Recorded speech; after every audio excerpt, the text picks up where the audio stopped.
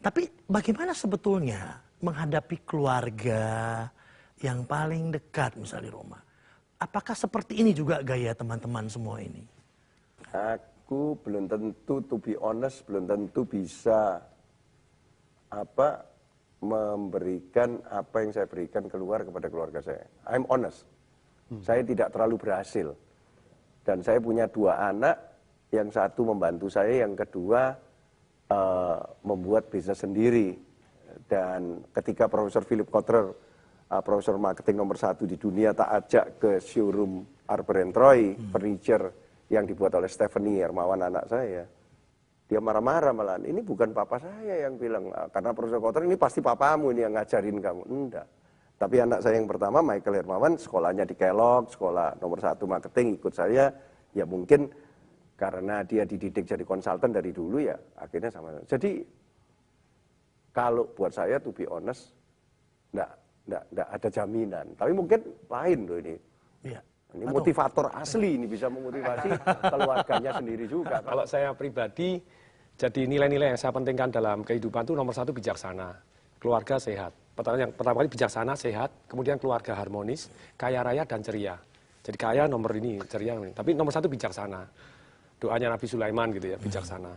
Sehat, panjang umur, terus kemudian keluarga harmonis. Untuk itu, tadi sebelum acara sini saya juga bilang kepada Pak Irwan, saya terus meluangkan waktu untuk bagaimana 1 tahun itu minimal 100 hari. Itu saya berlibur.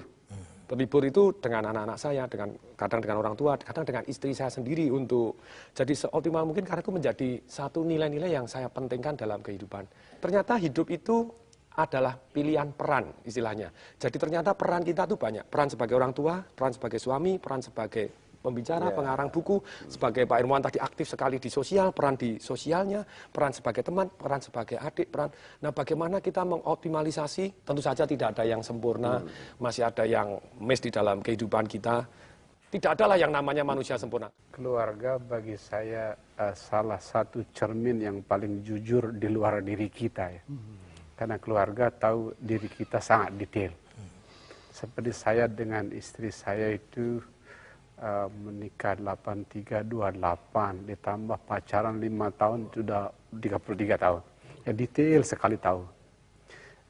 Kalau kita disayangin keluarga, kemungkinan besar kualitas kita jujur. Saya sama Mas Alvin, Pak Hermawan kan ketemunya sekali-sekali. Yeah. Nipu-nipunya kan gampang kalau kita jarang ketemu. Tapi dengan seorang manusia yang 33 tahun bersama. Jadi lebih lama saya bersama istri saya dibandingkan saya bersama ibu saya. Yang jelas saya ke istri dan anak-anak, we grow together. Kita bertumbuh bersama dengan seluruh dinamikanya. Guru saya punya rumus sederhana, Gede Prama, di mana kamu mengambil paling banyak, di sana kamu harus membayar paling banyak. Ya, karena saya sebagai motivator, tentunya keluarga ada segalanya. Tapi mengingat saya SDTT, sekolah das tidak tamat dan miskin, itu susah. Sudah nggak sekolah, melarat. Saya tidak mau dua-dua ini. Maka saya minimal, mereka harus ambil minimal S2. Saya selalu bilang kepada mereka, jadilah dirimu sendiri. Kalau memang cocok jadi motivator, contohmu harus ada. Kalau nggak ada contoh, jangan. Jadi biarkan mereka tuh menjadi manusia yang baik, terutama untuk keluarga dan bangsa ini. Setelah mereka belajar di luar negeri, syukur bisa pulang ikut membangun Indonesia. Bagus. Tapi nggak ada persaingan ya antara sesama motivator ya? Coba kita selama punya diferensiasi sendiri-sendiri, bersaing itu sehat. Bersaing untuk mencari keunikan sendiri-sendiri. Kalau ada keunikan sendiri-sendiri, nanti akan tercipta pasar itu sendiri-sendiri. Karena seperti saya katakan tadi, nggak bisa dipaksa orang fit sama DNA-nya siapa. Jadi nggak apa-apa sebetulnya. Tapi kalau kita tubruan menjadi komoditi itu tadi, semua jadi motivator hal yang sama, itu malah repot. Bagi saya, yang tidak ada yang namanya kompetitor yang bagi saya. Yang ada cuma teman dan tempat belajar. Jadi saya senang sekali berteman dan tempat belajar. Walaupun murid saya, walaupun guru saya anggap teman dan tempat belajar. Siapapun, wah hebat sekali, wah Pak Adri Wongso, wah. Bisa saling melengkapi atau bahkan mengagumi satu sama lain. Yes. Betul, betul. Dalam karir saya tidak terasa sudah 20 tahun lebih. Baik itu yang profesional ataupun tidak.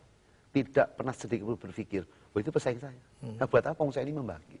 memberi dan membagi. Kalau makin banyak orang dan dibutuhkan, silakan. Karena memang pasarnya memang butuh saat ini, butuh motivasi. Dan pasarnya luas ya Pak, makin Luas besar sekali. ya. Pak Gede tambahan sedikit. Kata Pak Hermawan bagus, menjadi otentik. Karena menjadi otentik tidak saja membuat Anda marketable, tapi juga membuat Anda menjadi diri Anda sendiri. Iya. Jangan paksain. Jangan dipaksain. Nah, di dunia spiritual juga serupa. Di awal, di depan guru, Anda mesti seperti clay apa? Tanah liat di depan cangkangnya, molding. At the beginning, Anda mesti tanah liat, gurunya moldingnya. Tapi at the end, Anda mesti otentik menjadi diri Anda sendiri. Dengan cara seperti itu, seluruh aspek dunia mengalami pertumbuhan. Jadi Pak Hermawan hebat, kata petinya, otentik.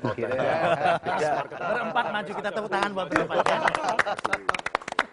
Saya tutup kali ini, terima kasih sudah hadir ya Pak Hermawan Kartajaya, Pak Tunggu Sembaringin, Pak Gede Prama, Pak Andri Wongso, terima kasih banyak sudah hadir. Saya tutup Charles Alvin dan alhamdulillah mudah-mudahan saja apa yang kami sajikan di sini bisa membawa value lain tentang the motivators ke hadapan Anda. Saya Alvin Adam, Charles Alvin, sampai jumpa. Thank you. Thank you, thank you.